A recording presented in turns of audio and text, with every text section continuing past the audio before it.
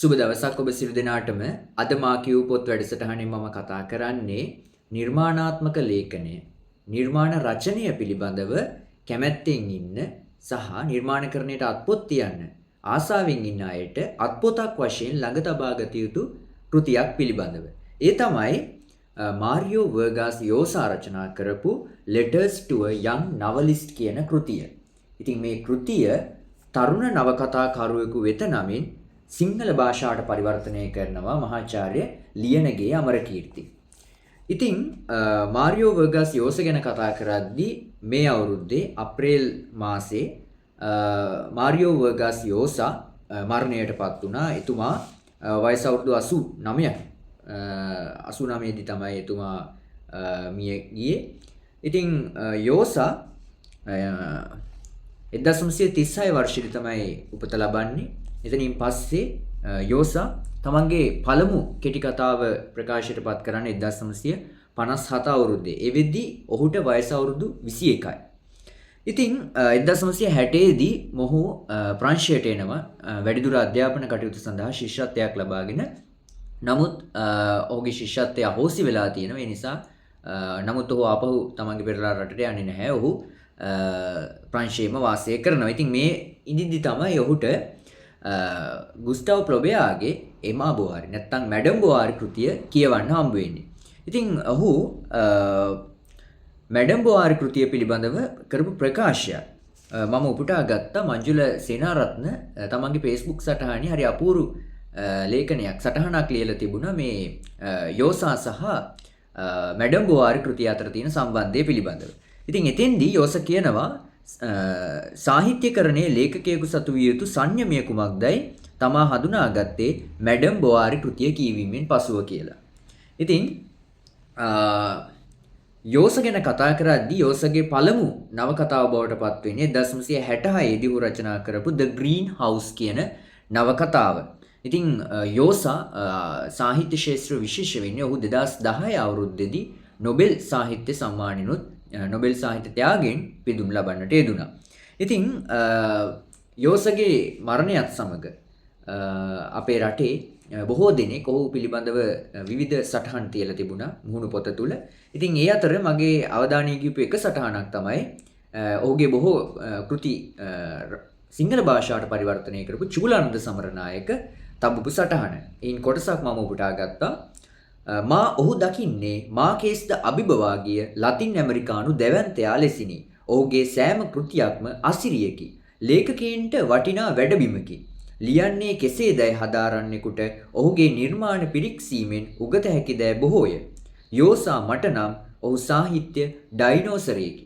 ඒ විදිහට තමයි අප්‍රේල් 14 වෙනිදා චූලානන්ද සමරනායක යෝසා පිළිබඳව සටහනක් තියන්නේ. ඉතින් යෝසාගේ කෘති බොහෝමයක් මහාචාර්ය ලියනගේ අමරකීර්ති යෝසාව හඳුන්වනවා පසුගිය අවුරුදු 50 අතර ලෝකයේ හිටපු නවකතාකරුවෙක් ප්‍රබල නවකතාකරුවෙක් විදියට යෝසාව හඳුන්වනවා මහාචාර්ය ලියනගේ අමරකීර්ති.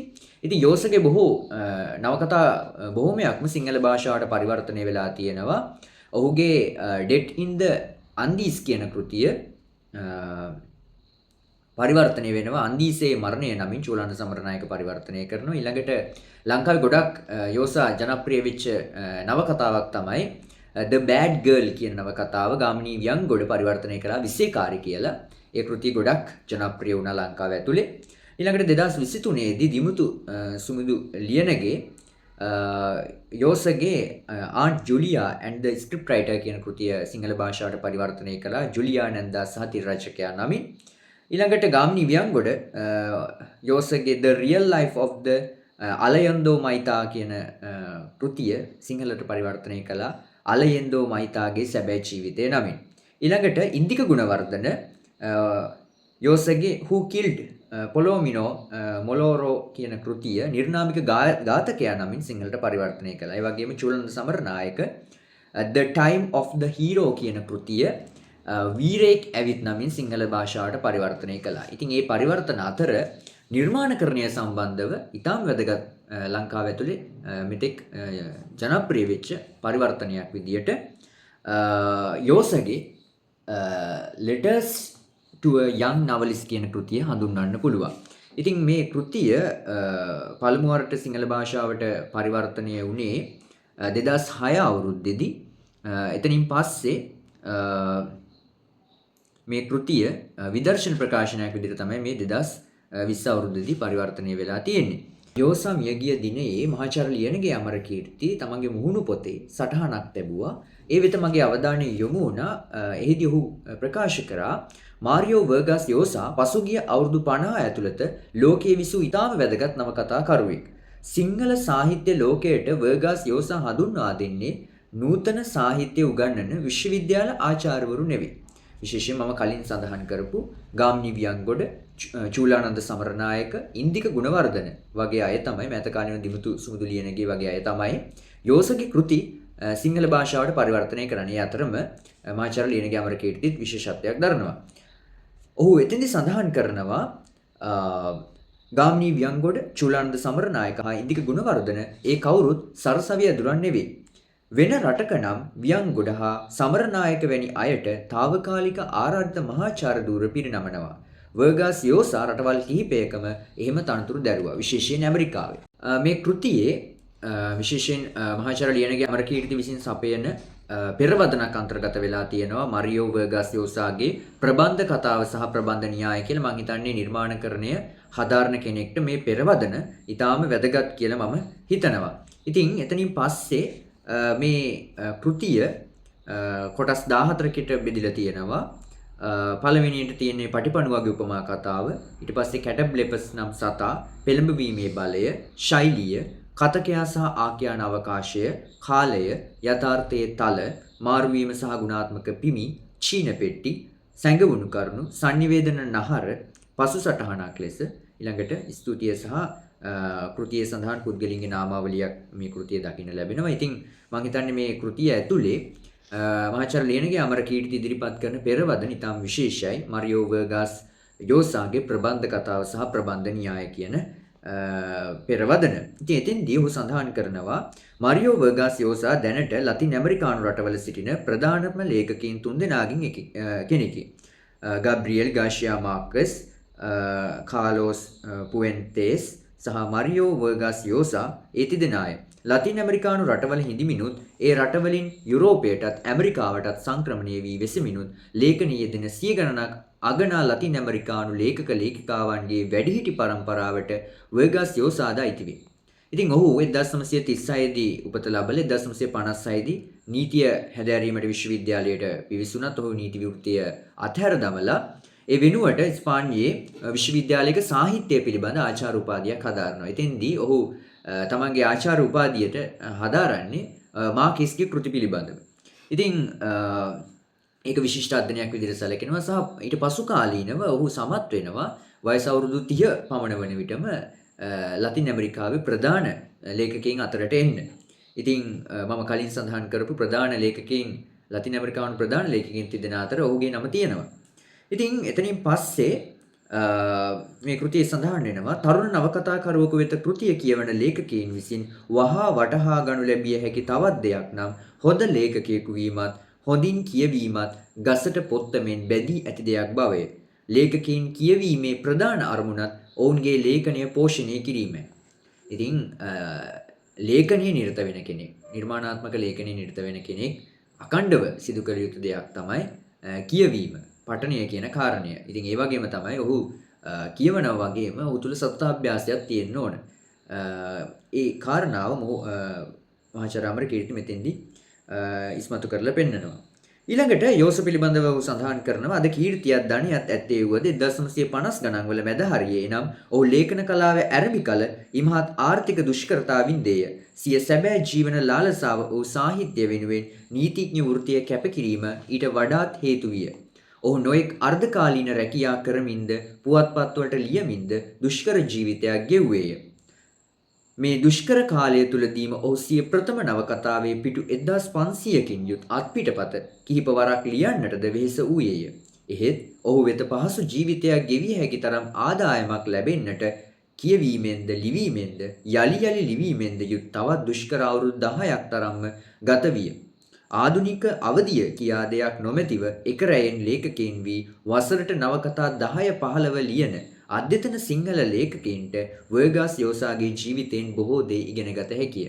ඉතින් මේ කියපු කොටසෙන්ම අපිට ගන්න පුළුවන් දේවල් ගොඩයි. ඉතින් අපි බොහෝ වෙලාවට නිර්මාණකරණයට තියෙන ආසාවත් එක්ක අපි විශේෂයෙන් අපි නිර්මාණයක් රචනා කරාට පස්සේ අපි ඒක සමහරලාට සංස්කරණයෙන් තොරව ප්‍රකාශයටපත් කරන්න වෙහෙසෙනවා. ඉතින් එහෙම අයට මම හිතන්නේ යෝසා හොඳ ආදර්ශයක් කියලා හිතනවා. එතකොට නිර්මාණය කෘතියක් නැත්නම් නවකතාවක් වෙන්න පුළුවන්, කෙටි කතා සංග්‍රහයක් වෙන්න පුළුවන්, කවි පොතක් වෙන්න පුළුවන්. ප්‍රකාශයටපත් කරන්න කලබල වෙන්න ඕන නෑ කියන එකට හොඳ උදාහරණයක් යෝසා. ඉතින් යෝසා තමන්ගේ පිටුවේ 1500ක නවකතා වසර 10ක් තිස්සේ ඔහු වරින් වර ලියමින්, වරින් වර සංස්කරණය කරමින් ප්‍රකාශයටපත් කළා. මම හිතන්නේ ඔහු මේ තරම් ලෝකේ ජනප්‍රියත්වයට පත්වෙච්ච කතා බහට ලක් වෙන නවකතාකරුවෙක් බවට පත් වෙන්න අඩිතාලමේ දෙන්නේ මම හිතන්නේ අන්න එතනින් කියලා. ඉතින් එතනින් පස්සේ පෙරවදනියේ සඳහන් වෙනවා ඔහු පිළිබඳව විශේෂයෙන් ඔහුගේ ප්‍රථම නවකතාව වෙන්නේ The Time of Hero වීරයෙක් ඇවිත් නමින් එය සිංහල භාෂාවට පරිවර්තනය වෙලා තියෙනවා. එතනින් පස්සේ යෝසා එක තැනකදී සඳහන් කරනවා ප්‍රබන්ධ රචකයා යථාර්ථයට එරෙහිව කැරලි ගසන්නේ කියලා. ඉතින් ඔහුගේ වචන වලින්ම කිව්වොත් එහෙම නවකතා ලිවීම යනු යථාර්ථය නිවැරදි කිරීමට ඊට චෝදනා කිරීමට තමන් නිර්මාණය කරන ප්‍රබන්ධ යථාර්ථය මගින් තත්ත්ව යථාර්ථය අහෝසි කිරීමට දරන තැතකි. එනම් නවකතා ලිවීම යථාර්ථයට එරෙහිව දෙවියන්ට සහ දේව නිර්මාණයට එනම් යථාර්ථයට එරෙහිව කැරලි ගැසීමකි. සෑම නවකතාවක්ම එක්තරා රහස් දේව ඝාතනයකි. සංකේතාත්මක යථාර්ථ ඝාතනයකි. ඉතින් අර මම මුලින් සඳහන් කරපු ප්ලොබයා සම්බන්ධ කතාව ප්ලොබයා සහ ඔහුගේ මාබෝවාරි නවකතාව ගැන යෝසා කෘතියක් ලියනවා perpetual ඕගි කියලා. ඉතින් ඒ සම්බන්ධව හරි අපූර්ව සටහනක් මම කියෙව්වා. මංජුල සේනාරත්න මුහුණු පොතට එකතු කරලා තිබුණ අපූර්ව සටහනක්.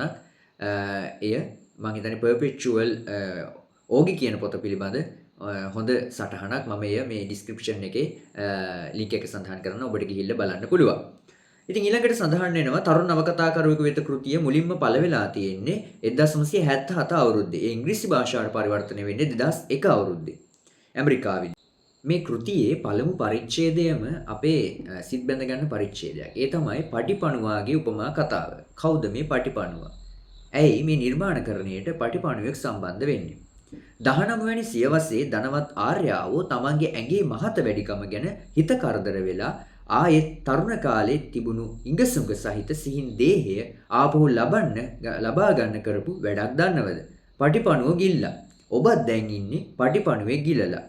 ඉතින් විශේෂයෙන් සඳහන් කරන්න ඕන යෝසා මේ කෘතිය රචනා කරන්නේ තරුණ නවකතාකරුවෙකුට ලියන ලිපි පෙළක් විදියට. ඉතින් මේ කෘතියේදී තරුණ නවකතාකරුවත් ඔහුට ලිපි ලියනවා සහ යෝසාත් ඔහුට ලිපි ලියනවා. එතකොට කෘතියට අන්තර්ගත කරලා තියෙන්නේ යෝසා තරුණ නවකතාකරුවෝ වෙත ලියපු ලිපි.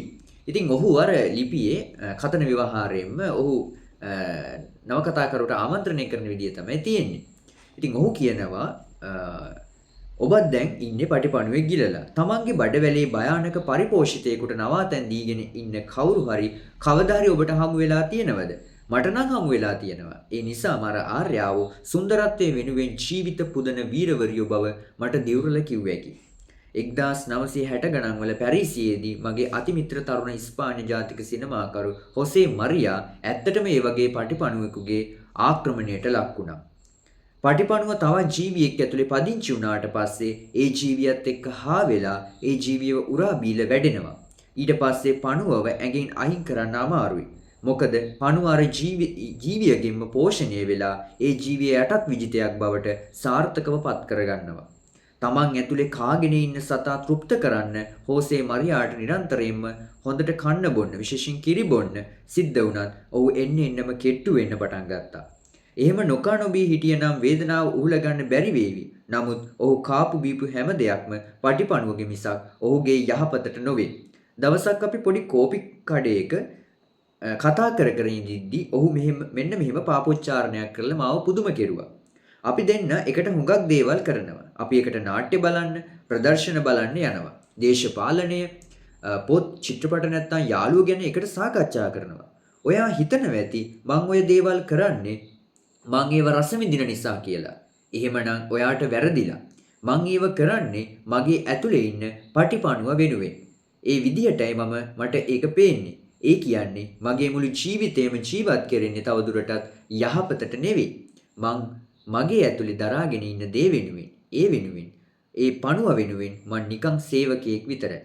ලේඛකයෙකුගේ ජීවිතේ පටිපණුව බඩේ තියාගෙන ඉන්න කාලේ හොසේ මරියට සමාන කරන්න එදා ඉඳලා මම කැමතියි. සාහිත්‍ය වෘත්තිය කියන්නේ විනෝදාංශයක්, ක්‍රීඩාවක්. ප්‍රීතිදායක ලෙස විවේක ගන්න ක්‍රමයක් නෙවෙයි. ඒක ඔබේ මුළු මහත් පැවැත්වම අවශ්‍ය කරන ඔබ ලිවීමට ගත කරන පැය ගාණින් පිට පැනලා ඔබ කරන අනික් සේරම දේවල් වලට කාන්දු වෙන දෙයක්. මොකද සාහිත්‍ය වෘත්තිය වැඩෙන්නේ ලේඛකයෙකුගේ ජීවිතේ උරා බීලා. පටිපණුව තමන් ආක්‍රමණය කළ ශරීරයේ උරා බීලා වැඩෙනවා වගේ ප්ලොබෙයා කිව්වා වගේ ලිවීම යනු ජීවත් වීමේ තවත් විදියක් පමණයි. වෙන විදියකින් කියනවා නම් සිත් වසඟ කරන, සිත් වහල් කරන මෙම වෘත්තියේ යෙදෙන අය ලියන්නේ ජීවත් වෙන්න නෙවෙයි, ජීවත් වෙන්නේ ලියන්න. ඉතින් සාහිත්‍යයට ලැබී බොහෝ දෙනෙක් තුල මේ පටිපණුව ජීවත් වෙනවා. ඉතින් බොහෝ වෙලාවට සාහිත්‍ය උත්සවවල, පොත්දොරට වැඩුම්වල, සාහිත්‍ය දේශනවලට දේවල් නොවරදවා සහභාගී වෙන, ඒවට ඇහුම්කම් දෙන බොහෝ පිරිසක් ඉන්නවා. ඉතින් අපිට පේනවා ඒ සියලු දෙනා තුල තියෙනවා මෙන්න මේ වගේ පටිපණුවේ. ඉතින් මේ පටිපණුව පෝෂණය කරන්න තමයි එයාලා යන්නේ. මොකද එයාලට යන්න කම්මැලි හිතුණා. එයාලගේ ඇතුළතින් එයාව පොළඹවනවා මේ කටයුත්තට සම්බන්ධ වෙන්න කියලා. ඒක මම හිතන්නේ නිර්මාණකරුවෙක් තුළ තියෙන්න ඕන වැදගත් ලක්ෂණයක් කියලා මම හිතනවා. සහ යෝසා ඒ පිළිබඳව සඳහන් කරනවා. ඊළඟට දෙවෙනි පරිච්ඡේදයේ තියෙන්නේ කැටබ්ලෙප්‍රස් නම් සතා කියන පරිච්ඡේදය. ඉතින් ඔහු මේ ලිපිය ආරම්භ කරන්නේ දයාබර මිත්‍රය කියලා තමයි ආරම්භ කරන්නේ. ඉතින් ඔහු පසුගිය දවස් කීපේ මට හුඟක් කාර්යබහුල නිසා ඔබට ලිවිය යුතු තරම් ඉක්මනින් ලියන්න බැරි වුණා. ඉතින් ඒ විදිහට තියෙනවා. ඔහු එතින්දි කියනවා මේ විශේෂයෙන් තේමාව සම්බන්ධව. නවකතාවක තේමාව නැත්නම් ඕනම නිර්මාණයක තේමාව සම්බන්ධව. එතකොට තේමා මම විශ්වාස කරනවා නවකතාකාරයෝ අර ප්‍රොබෙයාගේ Temptation of Saint Anthony කෘතියේ එන ප්‍රධාන චරිතයට දිෂ්ටි වැටෙන කැටබ්ලෙප්‍රස් කියන මිත්‍යාමතික සත්වය වගේ තේමාවල් සඳහා තමන්ව කායපෙනවා කියලා. කැටබ්ලෙපස් කියන්නේ උගේ කකුල් වලින් පටන් අරන් ටික ටික තමන්ව ගිල දාන සැබෑ ලෝකේ නම් සිටිය නොහැකි සතේ. ඒ විදියටම තමන්ගේ කතාවල අමුද්‍රව්‍ය සඳහා ලේඛකයෝ තමන්ගේම අත්දැකීම් තුල ගොදුරු හොයනවා. මේක හැබැයි වියුක්ත ආකාරයක තමන්වම කෑමක්. නවකතාකාරය මේක කරන්නේ තමන්ගේ යම් මතක තුලින් අරගෙන චරිත සිදුවීම් හෝ පරිසර ප්‍රතිනිර්මාණය කරන්න විතරක් නෙමෙයි. නවකතාවක් ලිවීමේ දීර්ඝ දුෂ්කර ව්‍යාපෘතියට අවශ්‍ය කරන අදිෂ්ඨාන ශක්තියට ඉන්ධන උකහා ගන්නත් එක්ක ප්‍රබන්ධ කතාවල තේමා ගැන මගේ කතාව ටිකක් ඉදිරියට කරගෙන යන්නම්. නවකතාකාරයා තමන්ගේ තේමාවල් තෝරගන්නේ නැහැ. තේමා විසින් ඔහුව තෝරා ගනු ලැබෙනවා. මොකද ඔහු යම් දේවල් ගැන ලියන්නේ යම් දේවල් ඔහුට වෙලා තියෙන හින්දා. තේමාව තෝරා ගැනීමේදී ලේඛකයාගේ නිදහස ඊටාම සාපේක්ෂයි. සමහර විට එහෙම නිදහසක් ඇත්තෙම නැහැ.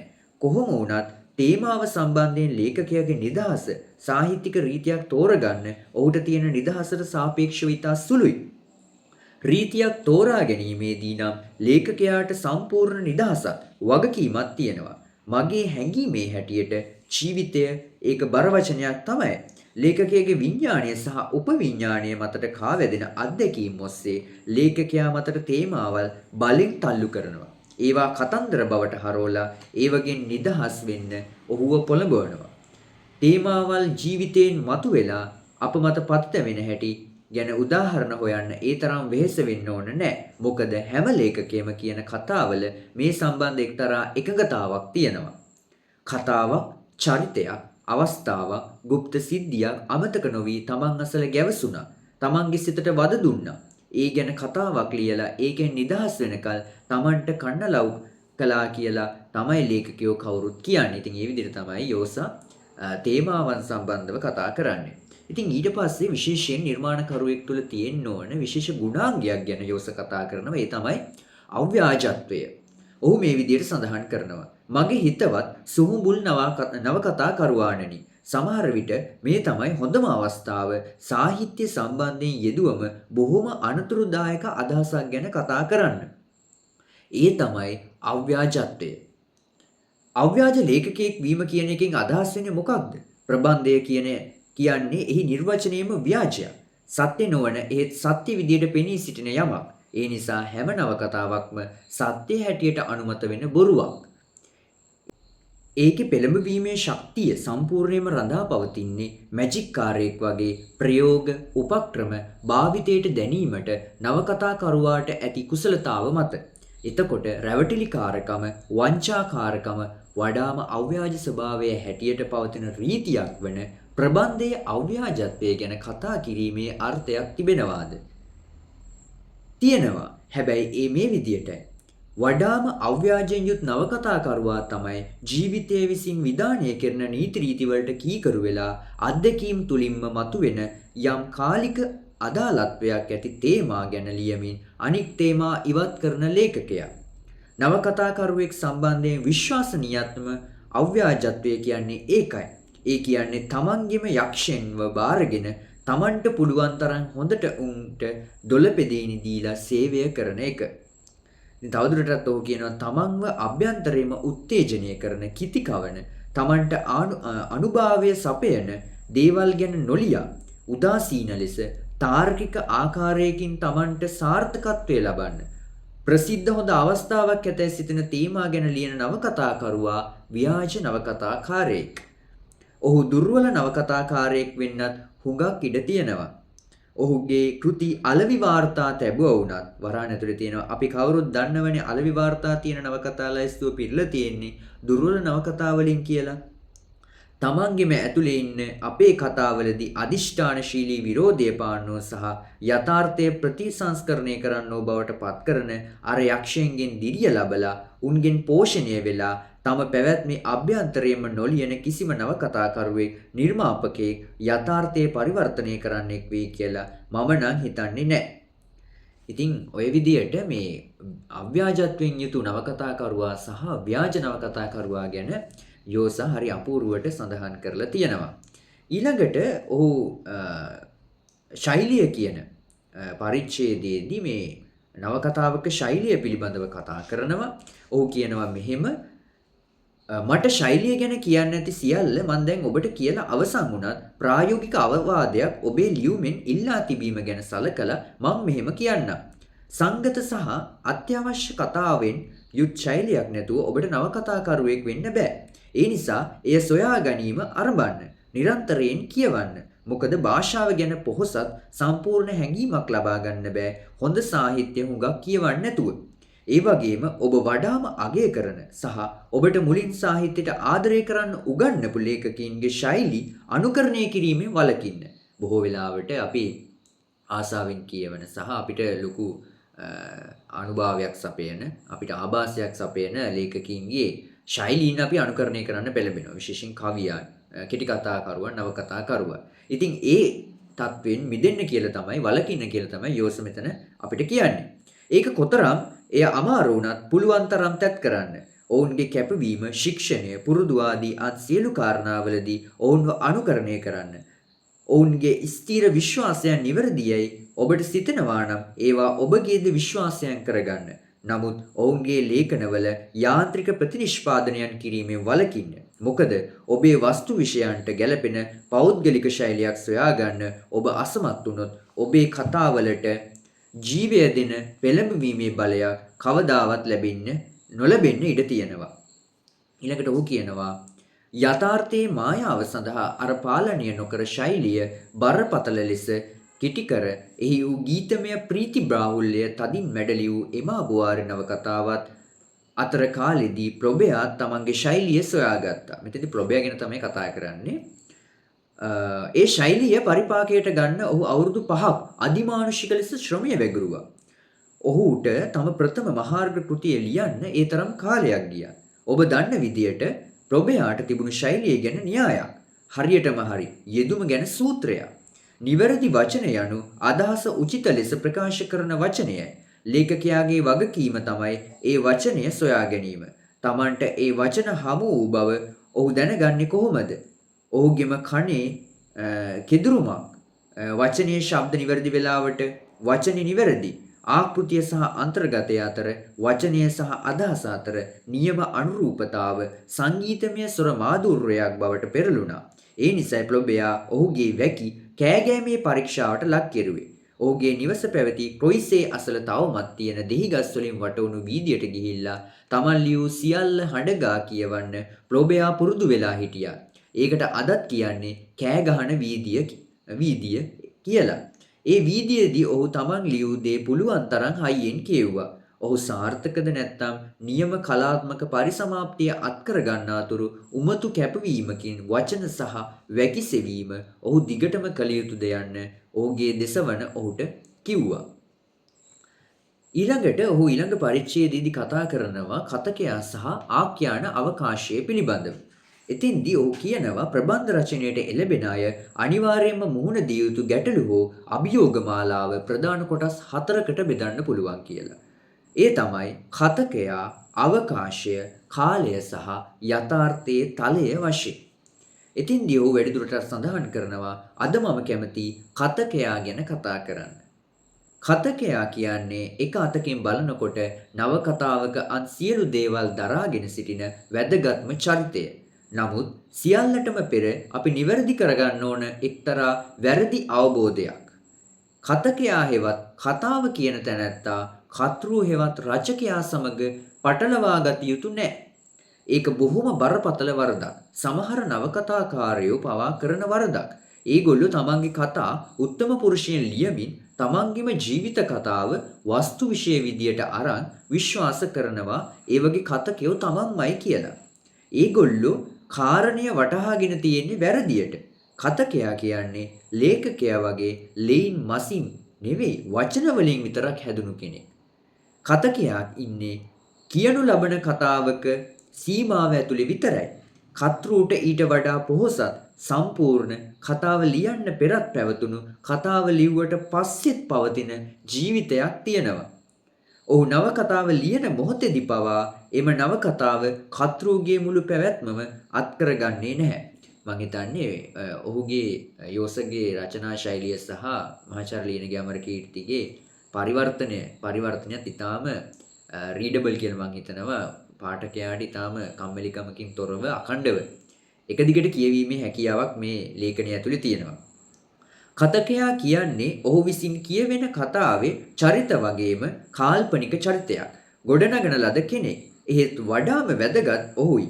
මොකද තමා සැඟවීගෙන හෝ එළියට පැමිණ හෙමින් යමින් හෝ වේගයෙන් බිඳගෙන යමින් පැහැදිලිව කියමින් හෝ දුරාබෝධව කියමින් දොඩමලු හෝ අල්පභාෂී වෙමින් දඟකාර ලෙස හෝ බරපතල ලෙස යනාදී වශයෙන් ඔහු හැසිරෙන ආකාරය තමයි තීරණය කරන්නේ අනෙක් චරිතවල යථාර්ථය අපි විසින් පිළිගැනෙනවාද ඒ චරිත රූකඩ නොවන බව අපට ඒත්තු යනවද යන කියන කාරණය. කතකයාගේ හැසිරීම මගින් නිශ්චය කරනවා කතාවක පෙළඹවීමේ බලය තීන්දුව කරන කාරණයක් වන අභ්‍යන්තරික සංගත බව. ඉතින් ওই විදියට කතකයා සහ ආඛ්‍යාන අවකාශය පිළිබඳ තවත් විස්තර මේ අන්තර්ගත වෙලා තියෙනවා. ඊට පස්සේ මම කැමතියි ඔහු කතා කරනවා නිර්මාණයක කාලමානය පිළිබඳව, කාලය පිළිබඳව. ඉතින්දී ඔහු උදාහරණයට ගන්නවා ඇමරිකානු ලේඛක ඇම්බ්‍රෝස් බියර්ස්ගේ An Occurrence at Owl Creek Beach කියන කෙටි කතාව. මහාචාර්ය ලියනගේ අමරකීර්ති කෙටි කතා කලාව කෘතියේදී මේ කාලමානය පිළිබඳව කතා කරද්දී මේ කතාව තමයි උදාහරණයට ගන්නෙ. යෝස කියනවා උදාහරණයක් මගින් මෙය වඩාත් හොඳින් පැහැදිලි වේවි. ඔබ කියවා තිබෙනවාද ඇමරිකානු ලේඛක ඇම්බ්‍රෝස් බියර්ස්ගේ An Occurrence at Owl Creek Beach කියන අගනා කෙටි කතාව. ඒකට පසුබිම් වෙන්නේ ඇමරිකානු සිවිල් යුද්ධ සමය. කෝච්චි පාරක් පුපුරවා හරින තැත් කරපු පේටන් ෆර්කුහර් නම් ඇමරිකාවේ දකුණු පළාතේ වැවිලිකරුවෙක් පාලමක එල්ලල මරන්න ඔන්න මෙන්න කියලයි තියෙන්නේ. කතාව පටන් ගන්න මේ අසරණ මිනිහගේ බෙල්ල වටේ තොණ්ඩුව හිර වෙන්න පටන් ගන්නකොටමයි ඔහු ඉන්නේ ඔහුගේ මරණ දණ්ඩනය බාරව ඉන්න සොල්දාදුවන්ගෙන් වට වෙලයි.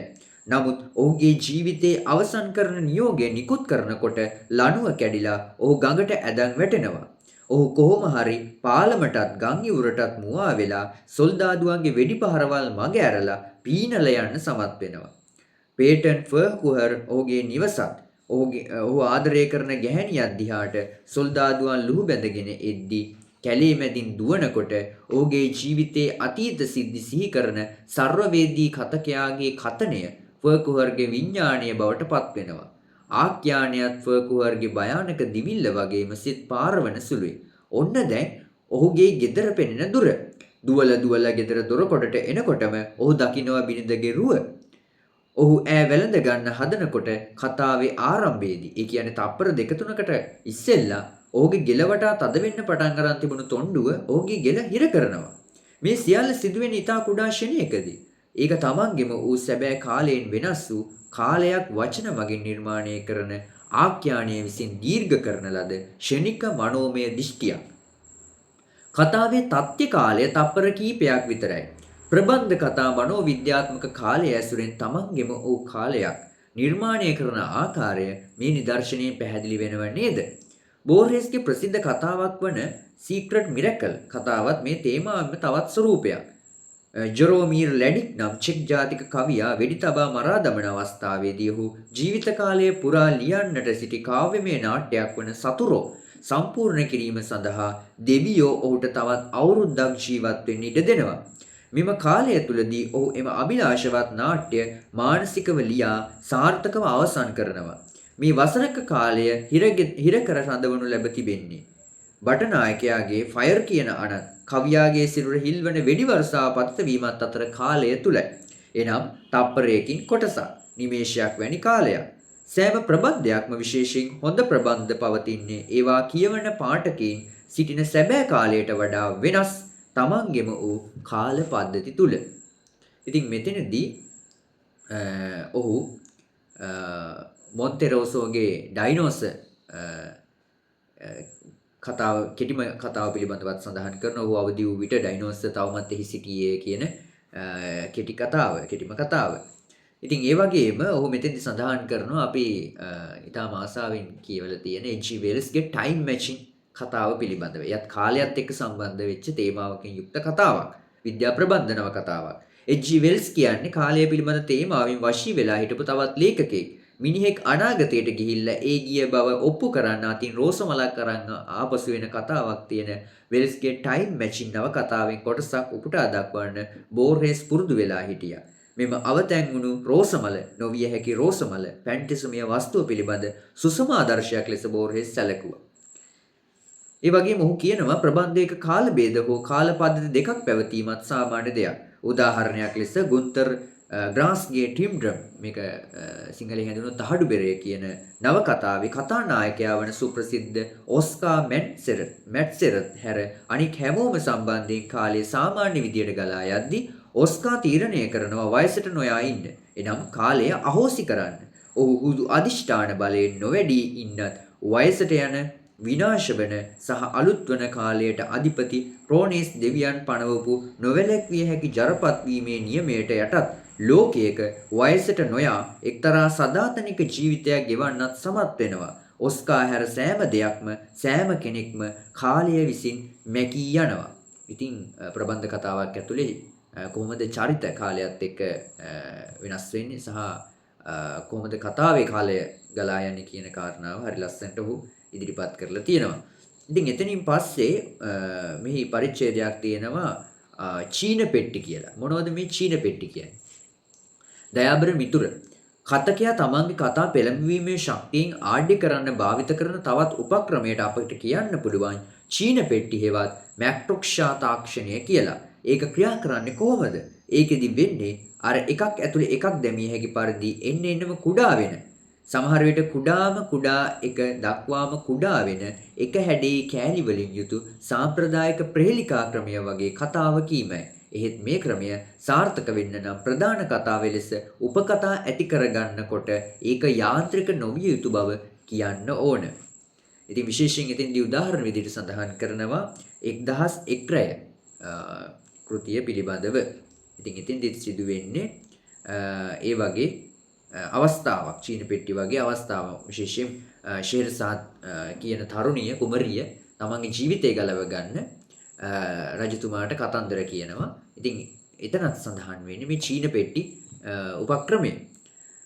ෂෙහරසාද් සුල්තාන්ට කියන අන්ධ තාපසයා ගැන කතාවේ වෙලෙන්දු 4 දිනක් ඉන්නවා. ඒ එක වෙලෙන්දෙක් අනෙක් 3 දෙනාට කියනවා බැග්ඩෑක් නුවර ලාදරු රෝගියා ගැන කතාව. ඒ කතාවේ ඉන්න වික්‍රමාන්ත දීවරයෙක් ඔහුගේ මුහුදු වික්‍රම ගැන කතා කියලා ඇලෙක්සැන්ඩ්‍රිකාවේ වෙළඳ පොලේ ඉන්න පිරිසක් පිනවනවා. අර චීන පෙට්ටි වගේ සෑම කතාවක්ම ඊට වඩා වැදගත්කමින් දෙවෙනි උපකතාවක් අඩංගු කරනවා.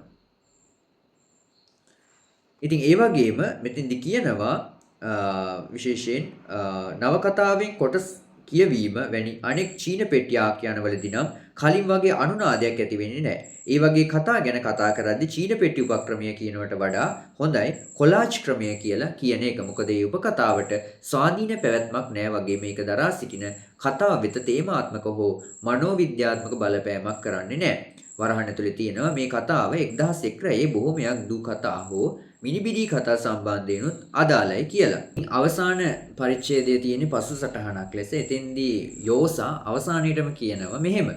මගේ දයාබර මිත්‍රය මම කියන්න තැත් කරන්නේ මේකයි. නවකතාවේ ව්‍යුහය ගැන ඔබ මගේ ලියුම් වල කියවපු සේරම දේවල් අමතක කරලා කොහේ හරි වාඩි වෙලා ලියන්න. ඔබට වාසනාව වේවා. ඉතින් මේ නවකතාව පිළිබඳව නිර්මාණාත්මක ලේඛනය ප්‍රබන්ධ රචනය පිළිබඳ ඉගෙන ගන්නවා වගේම ඒ දේවල් ඉගෙනගෙන විතරක් මදි. ඒ දේවල් ප්‍රායෝගිකව අත්දැක බලන්න සතත අභ්‍යාසයෙන් යුතුව නිර්මාණකරණයට පිවිසෙන්න ඕන. ඉතින් මේ කෘතියේ පසුපිටේ සඳහන් වෙනවා ජර්මානු කිවි රේන මරියා රිල්ගේ තරුණ කවියෙකු වෙත ලියුම් කෘතිය ආදර්ශයටගෙන කාල්පනික තරුණ නවකතාකරුවෙකු වෙත ලියන ලියුම් මාලාවක්සේ මෙම කෘතිය සංග්‍රහ කරන මරියෝ වර්ගාස් යෝසා නොබෙල් ත්‍යාගලාභී ලේඛකයෙකි. ඔහු මෙම ලියුම් වලදී මෙකල ලෝකෙහි භාවිත වන සියලු නවකතා රචන ප්‍රයෝග පාහේ ආවරණය කරයි. පැහැදිලි මුදුබසින් ආධුනික රචකයා අමතයි. හුදෙක් ශිල්පීය ප්‍රයෝගවලට සීමා නොවී ලෝකයේ පළ වූ සම්භාව්‍ය නවකතා කියවීමට ආධුනිකයා යොමු කරයි. එමගින් සියුම් රසිකත්වය විශිෂ්ට සාහිත්‍ය ජීවිතයක පදනම බව පහදා දෙයි. ප්‍රබන්ධ කතා රචනය උගන්වන්නට කැමති අය දැනට සිංහලෙන් කියවීමට හොඳම පොත මෙයයි. නාට්‍ය, සිනමාව ආදී අනෙක් කලාවල ආධුනිකයන්ටත් විශ්වවිද්‍යාලවල නිර්මාණශීලී ලේඛනය උගන්නා අයටත් අනිවාර්ය පොතකි මේ. ඉතින් ඒ දෙයම තමයි මටත් කියන්න තියෙන්නේ. ඉතින් නිර්මාණාත්මක ලේඛනය ප්‍රබන්ධ රචනය පිළිබඳ ආධුනිකයන්ට අත්‍යවශ්‍යම වුන් කියවන්න ඕන සහ ඔවුන් ළඟ තබා ගත යුතු අත්පොතක් වශයෙන් තමන්ගේ මේසය අසලම නිතරම තමන්ගේ ඇස ගැටෙන මානේ තබා ගත යුතු කෘතියක් විදියට මම මේ කෘතිය හඳුන්වන්න කැමතියි. යෝසගේ තරුණ නවකතාකරුවෙකු වෙත කෘතිය. ඉතින් ඔබ තවමත් මේ කෘතිය කියවලා නැත්නම් මම ඔබට ආරාධනා කරනවා මේ කෘතිය කියවන්න. ඒ වගේම මේ කෘතිය නිරන්තරයෙන් ළඟ තබාගෙන මේ කෘතිය නිරන්තරයෙන්ම පරිශීලනය කරන්න කියලා නිර්මාණාත්මක ලේඛනයට කැමති ඒ සම්බන්ධව රුචිකත්වයක් තියෙන අයට මම ආරාධනා කරනවා. ඉතින් මේ වගේ තවත් වටිනා කෘතියක් එක්ක සම්බන්ධ වෙන බලාපොරොත්තුවෙන් අද දවසට මම මා කියූ පොත් වැඩසටහනින් සමුගන්නවා. ඔබට සුබ දවසක්.